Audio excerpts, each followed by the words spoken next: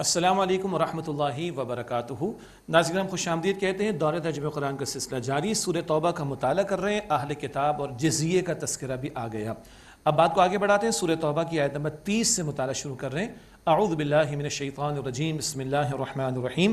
وقالت الیہود عزیر ابن اللہ وقالت النصارى المسیح ابن اللہ۔ یہود نے کہا کہ عزیر اللہ کے بیٹے ہیں، اور نصارہ نے کہا کہ مسیح اللہ کے بیٹے ہیں۔ معاذ اللہ۔ مشرکین مکہ نے بھی شرک کیا تھا، اللہ کی بیٹیاں قرار دیا فرشتوں کو، معاذ اللہ۔ اہل کتاب نے بھی بدترین شرکیہ رویہ اختیار کیا کہ پیغمبروں کو اللہ کی اولاد قرار دیا، معاذ اللہ۔ ذالک قولہم بافواہہم، یہ باتیں ان کی منہ کی کہی ہوئی۔ یضاہئون قول الذین کفروا من قبل، یہ نقل کرتے ہیں پہلے کافروں کی بات کی، ماضی کے گزرے ہوئے مشرکین، ان کے تصورات ان میں بھی آ گئے۔ قاتلہم اللہ، اللہ انہیں ہلاک کرے۔ انا یؤفکون، کہاں یہ بہکے جا رہے ہیں۔ اللہ کو ماننے کا دعویٰ، پیغمبروں کی بات کو ماننے کا دعویٰ، اور خدا کے بیٹے قرار دیتے، معاذ اللہ، اتنا بدترین شرکیہ طرز عمل۔ اتخذوا احبارهم ورهبانهم اربابا من دون اللہ والمسیح ابن مریم، انہوں نے بنا لیے اپنے علماء اور اپنے درویش کو رب اللہ کے سوا، اور مسیح ابن مریم کو بھی، یعنی خدا کی خدائی میں شریک کر ڈالا۔ عدی بن حاتم، حاتم تائی مشہور، ان کے بیٹے عدی ایمان لے آئے تھے۔ انہوں نے نبی علیہ السلام سے پوچھا، ہے اللہ کے پیغمبر، ہم نے کیسے اپنے علماء اور درویشوں کو رب بنا لیا؟ فرمایا کہ تمہارے علماء جو کہتے حلال تم مانتے، ہاں جی مانتے، جو کہتے حرام تو مانتے، تو وہ علماء اپنی من چاہی باتیں تمہارے سامنے بیان کرتے، حلال و حرام کا اختیار انہوں نے لے کر رکھا تھا۔ یہ ہے اللہ کے سوا رب قرار دینا۔ تو حلت حرمت، حلال قرار دینا، حرام قرار دینا، اختیار کس کا؟ اللہ۔ حاکمیت حق کس کا ہے؟ اللہ کا۔ اس میں کسی کو شریک کیا جا رہا ہے تو تم اللہ کے سوا رب تراش رہے ہو، معاذ اللہ۔ اتخذوا احبارهم ورهبانهم اربابا من دون اللہ والمسیح ابن مریم، انہوں نے بنا لیا اپنے علماء اپنے درویشوں کو رب اللہ کے سوا، اور مسیح ابن مریم کو بھی۔ وما امروا الا ليعبدوا الہ واحدا، اور انہیں حکم تو فقط یہی دیا گیا تھا کہ وہ اللہ معبود واحد ہی کی عبادت کریں، لا الہ الا ہو، اس اللہ کے سوا کوئی معبود نہیں۔ سبحانہ عما یشرکون، اللہ اس سے پاک ہے جو وہ شریک ٹھہراتے ہیں۔ یریدون ان یطفئوا نور اللہ بافواہہم ویأبی اللہ الا ان یتم نورہ ولو کرہ الکافرون، وہ چاہتے ہیں کہ اللہ کے نور کو اپنے منہ کی پھونکوں سے بجھا دیں، اور اللہ تعالیٰ تو اس کے بغیر نہیں رہے گا مگر یہ کہ اپنے نور کو مکمل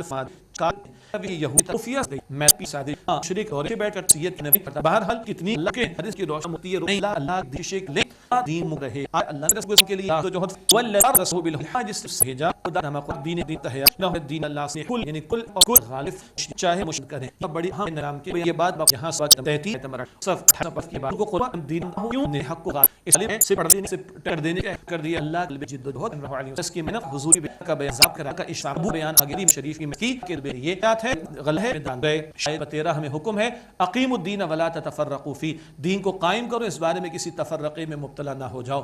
نبی علیہ السلام کی 23 برس کی محنت اس کام کے لیے تھی۔ مملکت خداداد پاکستان اسی لیے ہم نے حاصل کی تھی، مملکت کے یہاں پر اللہ کا دین غالب اور قائم ہو، اور پوری زمین پر قیامت سے قبل اللہ کا دین غالب ہوگا۔ حضور علیہ السلام کی واضح بشارات ہیں، انشاءاللہ آئندہ سورہ نور آیت نمبر 55 کے مطالعے میں اور سورہ صف کی آیت نمبر 9 کے مطالعے میں ان احادیث کا کوئی ذکر بھی ہمارے سامنے آئے گا۔ یہ حضور کا مشن بیان ہوا صلی اللہ علیہ وسلم۔ یہ ارشاد ہوا، یا ایھا الذین آمنوا ان کثیر من الاحبار والرہبان لیأکلون اموال الناس بالباطل، اے ایمان والو بے شک بہت سے علماء اور درویش لوگوں کے مال ناحق طور پر کھاتے ہیں، ویصدون عن سبیل اللہ، اور اللہ تعالیٰ کے راستے سے روکتے ہیں۔ یہ علماء سو کا بیان آ رہا ہے، اور دین کے نام پر لوگوں کا استحصال کرنے والے، ان کو لوٹنے والے، استحصال کرنے والے، ایکسپلائٹیشن کرنے والے، ان کا ذکر آ رہا ہے، اور مال بٹور کر من چاہی باتیں لوگوں کو ان کو بتاتے تھے، جیسے کہ علماء یہود نے اللہ تعالیٰ کی کتاب میں تحریف کی تورات میں، اور اسی طرح پہ ٹکٹ بانٹتے ہیں، اتنا دے دو تو تمہیں جنت مل جائے گی، استغفر اللہ۔ مسیحیت کے پریسٹ اس طرح کے تصورات رکھتے ہیں، تمہارا معاملہ بڑا مشکل ہے، اگر $10 بلین ہو جائیں تو تمہاری جنت پکی ہو، انا للہ و انا الیہ راجعون۔ یہ ہے بدترین ایکسپلائٹیشن جو دین کے نام پر لوگ کر رہے ہوتے ہیں مختلف مذاہب کے اندر، علماء سو کا ذکر ہے۔ وَيَصُدُّونَ عَن سَبِيلِ اللَّهِ، اور اللہ تعالیٰ کے راستے سے روکتے ہیں۔ والذین یکنزون الذهب والفضة ولا ينفقونها فی سبیل اللہ، اور وہ لوگ جو سونے اور چاندی کو جمع کر کے رکھتے ہیں اور اسے اللہ تعالیٰ کی راہ میں خرچ نہیں کرتے، فبشرہم بعذاب علیم، بس انہیں دردناک عذاب کی خوشخبری دے دیجئے۔ خوشخبری کا لفظ بھی طنز کے طور پر ہے، ایڈنگ ٹو دی انجری والی بات ہے، ان کی ذلت میں اضافہ۔ ان کے لیے اگر کوئی بشارت ہے تو وہ دردناک عذاب کی، کون؟ مال جمع کر کر کے رکھتے ہیں اور اللہ کی راہ میں خرچ نہیں کرتے۔ کیا ہوگا ان کے ساتھ کل؟ فرمایا یوم یحمى علیها فی نار جہنم فتکوی بها جباہہم وجنوبہم وظہورہم، جس دن ہم اس مال کو دہکائیں گے جہنم کی آگ میں، پھر اس سے ان کی پیشانیاں اور ان کے پہلو اور ان کی پیٹھوں کو داغا جائے گا۔ کیا کہا جائے گا؟ ھذا ما کنزتم لانفسکم فذوقوا ما کنتم تکنزون، یہ ہے وہ جو تم نے اپنے لیے جمع کر کے رکھا تھا خزانوں کو، پس مزہ چکھو اس کا جو تم جمع کر کے رکھتے تھے۔ اللہ اکبر، سخت عذاب کا بیان آ رہا ہے مال جمع کرنے والوں اور خرچ نہ کرنے والوں کے لیے۔ مال جو بندے کے پاس، حلال کی بات ہو رہی، حرام کے تو ہیں انگارے، حرام کا مال تو ہے جہنم کے انگارے۔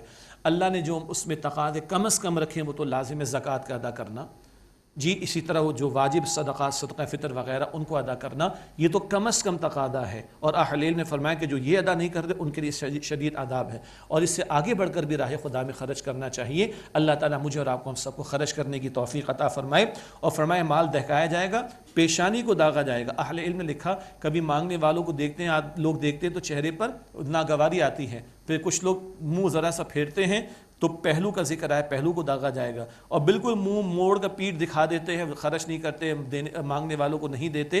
مانگنے والے پروفیشنل نہ ہوں، ہم اس سے اتفاق کرتے، ضرورت مندوں کی بات ہو رہی ہے، اور پوری پیٹ دکھاتے، پیٹ کو بھی داغا جائے گا۔ یہ تین اعضاء کا ذکر آیا، پیشانی، پہلو اور پیٹ، اس کو داغا جائے گا۔ اللہ تعالی ہمیں جہنم کے عذاب سے بچائے اور اپنی راہ میں خرچ کرنے کی توفیق عطا فرمائے۔ ان عدت الشہور عند اللہ 12 شہرا فی کتاب اللہ یوم خلق السماوات والارض منها 4 حرم، بے شک مہینوں کی تعداد اللہ تعالیٰ کے نزدیک اللہ تعالیٰ کی کتاب میں 12 مہینے ہیں۔ جس دن اللہ نے آسمان و زمین کو پیدا کیا ان میں 4 مہینے حرمت والے ہیں۔ ڈے 1 سے جب آسمان و زمین کو اللہ نے بنایا 12 مہینے، اور ان میں 4 حرمت والے، وہ ہم پہلے پڑھ آئے، رجب، پھر ذی القعدہ، ذی الحجہ و محرم کے 4 مہینے۔ ذالک الدین القیم، یہی درست دین ہے۔ فلا تظلموا فیہن انفسکم، پس تم ان میں اپنے اوپر ظلم نہ کرو۔ ان مہینوں کی جو حرمت والے مہینے ان کی قدر کرو، ان کی حرمت کو برقرار رکھو، اور مہینوں کو آگے پیچھے نہ کرو، یہ ذکر ابھی آگے آئے گا۔ وَقَاتِلُوا الْمُشْرِكِينَ كَافَّةً كَمَا يُقَاتِلُونَكُمْ كَافَّةً، اور اے مسلمانوں تم سب کے سب مشرکوں سے جنگ کرو جیسے وہ سب کے سب تم سے جنگ کرتے ہیں۔ جنگ کا حکم ہے، شرائط کے ساتھ، شرائط پوری ہوں گی قتال کیا جائے گا۔ وَاعْلَمُوا أَنَّ اللَّهَ مَعَ الْمُتَّقِينَ، اور جان لو کہ بے شک اللہ تعالیٰ متقین کے ساتھ ہے۔ اب یہ جو مہینے حرمت والے تھے، عربوں میں ان کی حرمت موجود تھی، تقدس تھا، لیکن وہ ان مہینوں کو آگے پیچھے کر دیا کرتے، جس کو نسی کہتے ہیں، اس کا ذکر ہے۔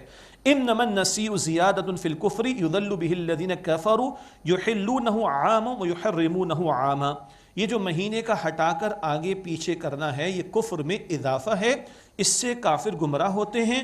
وہ اسے یعنی ایک مہینے کو 1 سال حلال کر لیتے ہیں اور دوسرے سال اسے حرام کر لیتے ہیں، لیواتئوا عدۃ ما حرم اللہ، تاکہ گنتی اس کی پوری کر لیں جو اللہ تعالیٰ نے حرام قرار دیا 4 مہینے والی۔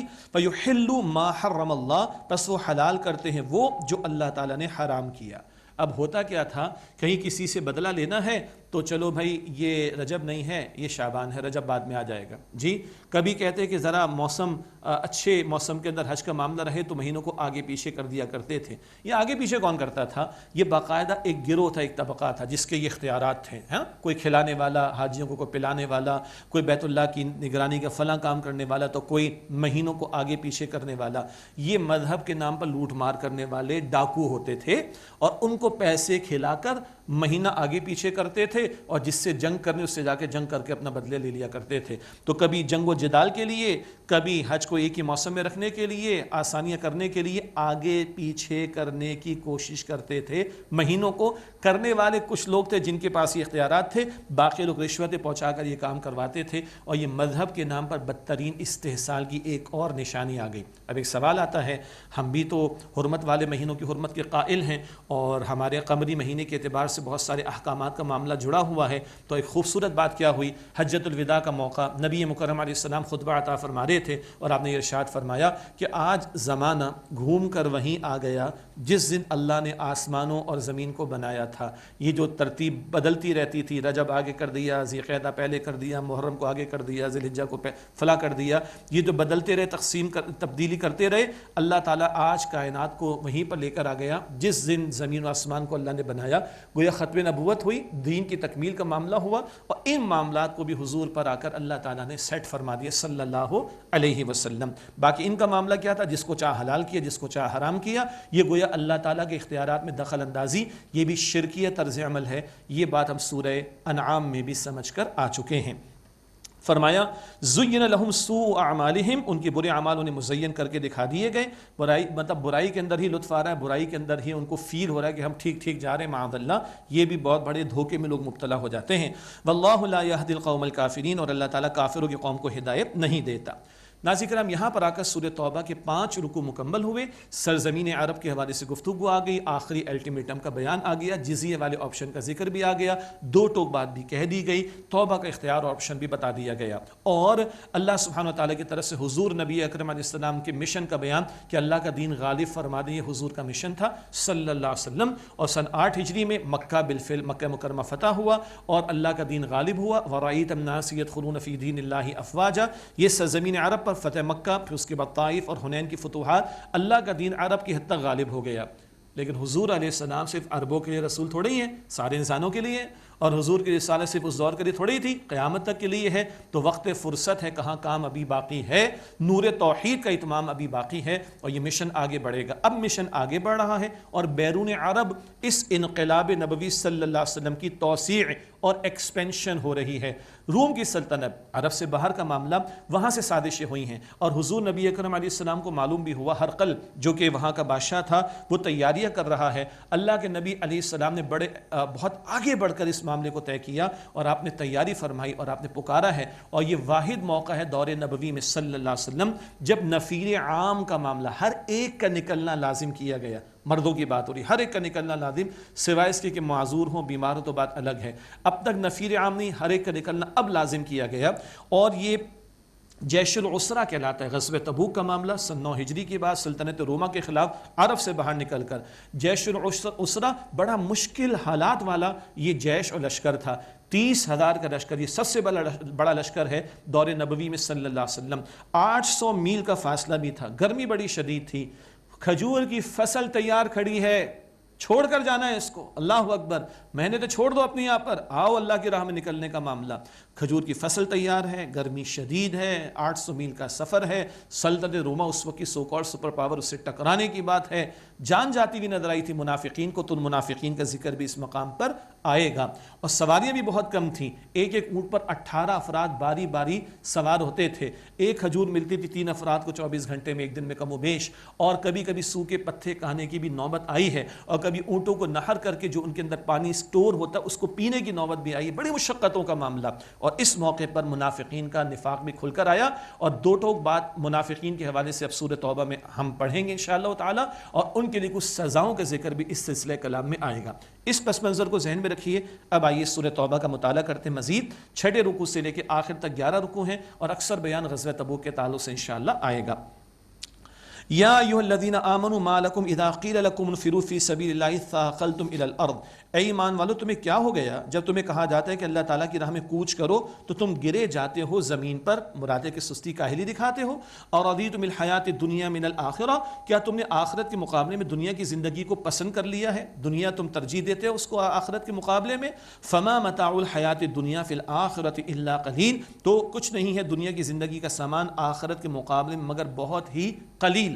ٹون بتا دیتی کہ رخ کس کی طرف ہے، وہ منافقین جو نکلنے سے فرار اختیار کر رہے تھے۔ ایمان والوں سے خطاب ہوتا ہے، سچے ایمان والے بھی شامل ہوتے ہیں، اور کبھی انداز خطاب بتاتا ہے کہ جھوٹے دعوے دار منافقین ان کو سرزنش کی جا رہی ہے۔ فرمایا الا تنفروا يعذبكم عذابا الیما، اگر تم راہ خدا میں نہیں نکلو گے تو اللہ تعالیٰ تمہیں عذاب دے گا، دردناک عذاب۔ ويستبدل قوما غيركم ولا تضروه شيئا، اور تمہارے سوا کوئی اور قوم بدلے میں اللہ لے آئے گا اور تم اللہ تعالیٰ کا کچھ بھی نقصان نہ کر سکو گے، تمہیں مٹا کر اللہ کسی اور کو لے آئے گا۔ اللہ علی کل شیء قدیر ہے، یہی الفاظ آگے آ رہے ہیں، واللہ علی کل شیء قدیر، اور اللہ ہر بات پر قدرت رکھنے والا ہے۔ الا تنصروه فقد نصره الله اذ اخرجه الذين كفروا، اگر تم ان نبی علیہ السلام کی مدد نہیں کرو گے تو یقیناً اللہ تعالیٰ ان کی مدد فرما چکا، جبکہ کافروں نے ان صلی اللہ علیہ وسلم کو نکالا تو مراد ہجرت پر مجبور کیا تھا۔ ثانی اثنین اذ ہما فی الغار، وہ دوسرے تھے دو میں سے جب وہ دونوں غار میں تھے، اذ یقول لصاحبہ، جبکہ وہ اپنے صاحب اپنے ساتھی مراد صدیق اکبر رضی اللہ تعالیٰ عنہ سے حضور فرما رہے تھے، لا تحزن، گھبراؤ نہیں، غم نہ کرو، ان اللہ معنا، بے شک اللہ تعالیٰ ہمارے ساتھ ہے۔ کیا یہ ساتھ ملا ہے صدیق اکبر رضی اللہ تعالیٰ عنہ کو حضور کا ہجرت کی رات؟ سبحان اللہ، حضور کے ساتھ صدیق اکبر غار ثور کا واقعہ ایک ایک سوراخ کو بند کر دی یاد آ گیا، اور ساری تکلیفیں جھیلی ہیں صدیق اکبر نے۔ ہاں کفار تعاقب کرتے ہوئے تو کچھ پریشانی ہو رہی، کس بات کی؟ میرے حضور کو تکلیف نہ پہنچ جائے۔ اللہ تعالیٰ کے رسول علیہ السلام فرماتے کہ پریشان نہ ہو، لا تحزن، قرآن پاک کے الفاظ کیا آ رہے ہیں؟ مت غمزدہ مت ہو، ان اللہ معنا، بے شک اللہ تعالیٰ ہمارے ساتھ ہے۔ اور حدیث میں کیا ذکر آتا ہے؟ اللہ کے رسول نے فرمایا علیہ السلام، اے ابو بکر تمہارا ان دو کے بارے میں کیا خیال ہے جن میں تیسرا اللہ ہے؟ کیا حضور کا توکل اللہ تعالیٰ کی ذات پر؟ فانزل اللہ سکینتہ علیہ وایدہ بجنود لم تروہا، تو اللہ تعالیٰ نے اوپر اپنی تسکین نازل فرمائی، سکون کی کیفیت، اور ایسے لشکروں سے ان کی مدد فرمائی کہ جو تم نے نہیں دیکھے۔ وجعل کلمۃ الذین کفروا السفلی، اور اللہ تعالیٰ نے کافروں کی بات کو پست کر دیا، ان کا تعاقب ناکام ہوا، حضور کی اللہ تعالیٰ نے حفاظت فرمائی۔ وکلمۃ اللہ العلیٰ، اور اللہ کا کلمہ اس کا بول بالا ہے۔ واللہ عزیز حکیم، اور اللہ تعالیٰ غالب حکمت والا ہے۔ اب نکلنے پر زور دیا جا رہا ہے کیونکہ نفیر عام ہر ایک کا نکلنا لازم۔ انفروا خفافا وثقالا وجاہدوا باموالکم وانفسکم فی سبیل اللہ، تم نکلو ہلکے ہو یا بھاری، مراد تیاری کم یا زیادہ، سامان کم یا زیادہ، سواری ہے یا نہیں ہے، طبیعت آمادہ ہے نہیں، اب تو نکلنا ہی پڑے گا، نکلو اللہ کے راہ میں۔ انفروا خفافا وثقالا، تم نکلو ہلکے ہو یا بھاری، وجاہدوا باموالکم وانفسکم فی سبیل اللہ، اور اپنے مالوں سے اور اپنی جانوں سے اللہ تعالیٰ کی راہ میں جہاد کرو۔ ذالکم خیر لکم ان کنتم تعلمون، یہ تمہارے حق میں بہتر ہے اگر تم سمجھو اور اگر تم جانو۔ لو کان عرضا قریبا وسفرا قاصدا لاتبعوک ولکن بعدت علیہم الشقہ، اگر مال غنیمت قریب ہوتا اور سفر آسان ہوتا تو یہ یعنی منافقین آپ کے پیچھے ہو لیتے، لیکن انہیں دور نظر آیا راستہ، بڑی مسافت طویل تھی، اگر مال سامنے ہوتا رال ٹپکتی فوراً آپ کے پیچھے نبی علیہ السلام آ جاتے۔ منافقین کا بیان۔ وَسَيَحْلِفُونَ بِاللَّهِ لَوِ اسْتَطَعْنَا لَخَرَجْنَا مَعَكُمْ، اور اب وہ اللہ تعالیٰ کی قسمیں اٹھائیں گے کہ اگر ہم سے ہو سکتا تو ہم ضرور اے مسلمانوں تمہارے ساتھ نکلتے۔ يُهْلِكُونَ أَنفُسَهُمْ، وہ اپنے آپ کو ہلاک کر رہے ہیں۔ وَاللَّهُ يَعْلَمُ إِنَّهُمْ لَكَاذِبُونَ، اور اللہ تعالیٰ جانتا یقیناً وہ جھوٹے ہیں۔ جھوٹے تو تھے، اب آ کے حضور کے پاس جھوٹے بہانے بناتے، اس کا تذکرہ۔ عفا اللہ عنک، اللہ تعالیٰ نے اے نبی علیہ السلام آپ سے درگزر فرمایا۔ لما اذنت لہم، آپ نے کیوں ان کو اجازت دے دی؟ حتی یتبین لک الذین صدقوا وتعلم الکاذبین، یہاں تک کہ آپ پر ظاہر ہو جاتے وہ لوگ جو سچے ہیں اور آپ جان لیتے جھوٹوں کو۔ حضور کی نرمی طبیعت کی آپ نے اجازت دے دی، لیکن اللہ فرما رہا ہے کہ ابھی تو کھرے کھوٹے کا فیصلہ ہوگا، کون سچا اور کون جھوٹا ہے ایمان کے دعوے دار ہونے کے اعتبار سے۔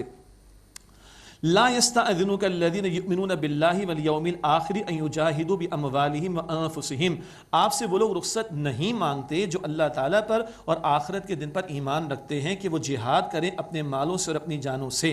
واللہ علیم بالمتقین، اور اللہ تعالیٰ متقین سے خوب واقف ہے۔ اب نفیر عام ہے نا، تو سچے ایمان والوں کے لیے اجازت کا سوال ہی پیدا نہیں ہوتا، اب تو ہر ایک کا نکلنا لازم ہے۔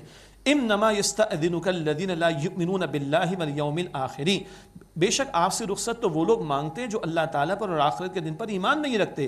وارتابت قلوبہم فہم فی ریبہم یترددون، اور ان کے دل شک میں پڑے ہیں پس وہ اپنے شک میں بھٹک رہے ہیں۔ یہ منافقین کا ذکر۔ ولو ارادوا الخروج لاعدوا له عدۃ، اگر وہ نکلنے کا ارادہ کرتے تو اس کے لیے ضرور تیار کرتے، کچھ سامان کچھ سواری تیار کرتے، معاملات کو نمٹاتے اور تیار رہتے۔ عام حالات میں کہیں دینی جماعتیں ہوتی ہیں، دینی تقاضے ہوتے ہیں، وہ بھائی چھٹی تو لینی پڑے گی نا، چھٹی اپلائی کی تھی کہ نہیں کی تھی، اینڈ سو آن، تو معاملات کو تو نمٹاتے، اپنے آپ کو فارغ کرنے کی کوشش تو کرتے۔ ولو ارادوا الخروج لاعدوا له عدۃ، اور اگر وہ نکلنے کا ارادہ کرتے تو اس کے لیے ضرور تیار کرتے کچھ سامان۔ وَلَٰكِنْ كَرِهَ اللَّهُ بِعَاثَهُمْ فَثَبَّتَهُمْ وَقِيلَ اقْعُدُوا مَعَ الْقَاعِدِينَ، لیکن اللہ تعالیٰ نے ان کا اٹھنا ناپسند فرمایا، پس ان کو روک دیا اور کہہ دیا گیا کہ بیٹھے رہنے والوں کے ساتھ بیٹھے رہو۔ اب جب یہ خود بہانے بازی پر آگے تو اللہ نے ان کا نکلنا پسند ہی نہ کیا، کیوں؟ اس کی بھی وجہ آگے، لَوْ خَرَجُوا فِيكُمْ مَا زَادُوكُمْ إِلَّا خَبَالًا وَلَأَوْضَعُوا خِلَالَكُمْ يَبْغُونَكُمُ الْفِتْنَةَ، اور اگر اے مسلمانوں وہ تمہارے ساتھ نکلتے بھی تو تمہارے لیے خرابی کے سوا کچھ نہ بڑھاتے اور تمہارے درمیان دوڑتے پھرتے تمہارے لیے بگاڑ چاہتے ہوئے۔ انہوں نے نقصان کے سوا کچھ نہیں کرنا تھا۔ احد میں بھی 300 الگ ہوئے تو نقصان ہی کر رہے تھے نا، یہاں پہ فرمایا جا رہا ہے اگر نکلتے تو بگاڑ ہی پیدا کرتے۔ وَفِيكُمْ سَمَّاعُونَ لَهُمْ، اور تم میں ان کے جاسوس ہیں۔ وَاللَّهُ عَلِيمٌ بِالظَّالِمِينَ، اور اللہ ظالمین کو خوب جانتا ہے، وہ جاسوسی کر کے مسلمانوں کے درمیان کی باتیں منافقوں کو پہنچاتے پھر وہ سازشیں کرتے ہیں۔ لَقَدِ ابْتَغُوا الْفِتْنَةَ مِنْ قَبْلُ وَقَلَّبُوا لَكَ الْأُمُورَ حَتَّى جَاءَ الْحَقُّ وَظَهَرَ أَمْرُ اللَّهِ وَهُمْ كَارِهُونَ، یقیناً انہوں نے چاہا تھا اس سے قبل بھی بگاڑ، اور انہوں نے آپ صلی اللہ علیہ وسلم کے لیے معاملات میں الٹ پھیر کرنا چاہا، یہاں تک کہ حق آ گیا اور اللہ تعالیٰ کا حکم غالب آ گیا اور وہ ناخوش رہے۔ اللہ کی مدد آتی چلی گی مسلمانوں کے لیے، ان منافقین کی سازشیں اور چاہتیں ناکام۔ وَمِنْهُمْ مَنْ يَقُولُ ائْذَن لِّي وَلَا تَفْتِنِّي، اور ان میں سے کوئی ہے کہتا ہے کہ مجھے اجازت دیجیے اور مجھے آزمائش میں نہ ڈالیں۔ ایک منافق کا ذکر آتا ہے، کہتا ہے کہ روم کی طرف جا رہے ہیں، وہاں خواتین بڑی حسن والی ہوتی ہیں، میں فتنے میں پڑ جاؤں گا۔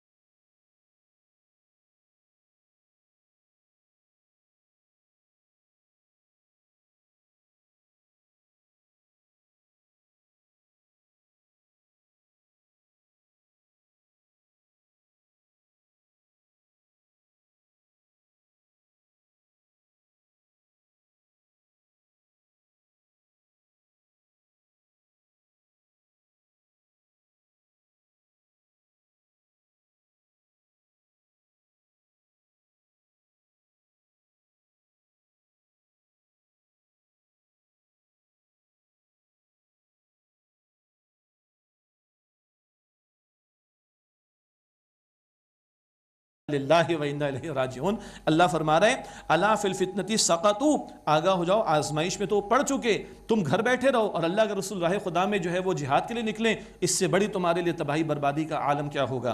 وَإِنَّ جَهَنَّمَ لَمُحِيطَةٌ بِالْكَافِرِينَ، اور بے شک جہنم کافروں کو گھیرے ہوئے ہے۔ اِن تُصِبْكَ حَسَنَةٌ تَسُؤْهُمْ، اگر اے نبی علیہ السلام آپ کو کوئی بھلائی پہنچے، ان منافقین کو بری لگتی ہے معاذ اللہ۔ وَإِن تُصِبْكَ مُصِيبَةٌ، اور اگر آپ کو کوئی مصیبت پہنچ جائے، تکلیف پہنچ جائے، يَقُولُوا قَدْ أَخَذْنَا أَمْرَنَا مِنْ قَبْلُ، تو وہ کہتے ہیں کہ ہم نے تو اپنا معاملہ پہلے ہی سنبھال لیا تھا۔ وَيَتَوَلَّوْا وَهُمْ فَرِحُونَ، اور وہ خوشیاں مناتے ہوئے لوٹ جاتے ہیں۔ کہنے کا مطلب یہ ہے کہ ہماری تو جان بچی، ہم نہیں گئے، استغفر اللہ۔ قُلْ لَن يُصِيبَنَا إِلَّا مَا كَتَبَ اللَّهُ لَنَا هُوَ مَوْلَانَا، اے نبی صلی اللہ علیہ وسلم فرما دیجئے ہمیں تو ہرگز نہیں پہنچے گا مگر وہی جو اللہ تعالیٰ نے ہمارے لکھ دیا۔ نفع نقصان کا اختیار اللہ کے پاس، ہوا مولانا، وہ اللہ ہمارا مولا ہے، پشپنا ہے، کارساز ہے۔ وَعَلَى اللَّهِ فَلْيَتَوَكَّلِ الْمُؤْمِنُونَ، اور ایمان والوں کو چاہیے کہ وہ اللہ تعالیٰ ہی پر بھروسہ کریں۔ اللہ تعالیٰ ہم سب کو اس کی توفیق عطا فرمائے۔ ناظرین کرام، اسی کے ساتھ آج کا بیان مکمل کر کے دعا کر لیتے ہیں۔ بسم اللہ الرحمن الرحیم اللہم صلی علی محمد وعلی آل محمد وبارک وسلم ربنا تقبل منا انک انت السمیع العلیم وتب علینا انک انت التواب الرحیم۔ یا اللہ ہم سب کی، ہمارے ماں باپ کی، ہمارے گھر والوں کی اور تمام مسلمانوں کی مغفرت فرما۔ یا اللہ ہمارے صغیرہ کبیرہ تمام گناہوں کو بخش دے، ہمیں سچی پکی توبہ کی توفیق عطا فرما دے۔ اللہ قرآن پاک سے مزید محبت اور تعلق کی مضبوطی عطا فرما۔ اللہ اسلام و مسلمانوں کو عزت اور نصرت و غلبہ عطا فرما۔ اللہ ہم سب کو ایمان کی دولت مزید نصیب فرما، ہمارے دلوں کو نور ایمان سے منور فرما۔ اللہ بیماروں کو شفائے کاملہ عطا فرما۔ اللہ ہمارے مرحومین کی مغفرت فرما۔ اللہ اس ماہ مبارک کی قدر کرنے کی توفیق عطا فرما اور مزید بندگی کی زیادہ سے زیادہ توفیق عطا فرما۔ اللہ ہم سب کے حساب کو آسان فرما۔ اللہ ہمیں جہنم سے محفوظ فرما دے۔ اللہ روز قیامت نبی اکرم علیہ السلام کی شفاعت عطا فرما دے۔ اللہ ہم سب کو جنت الفردوس عطا فرما دے۔ اے اللہ ہم سب سے راضی ہو جا، اے اللہ ہم سب سے راضی ہو جا، اے اللہ ہم سب سے راضی ہو جا۔ وصلی اللہ علی النبی الکریم وعلی آلہ واصحابہ اجمعین برحمتک یا ارحم الراحمین۔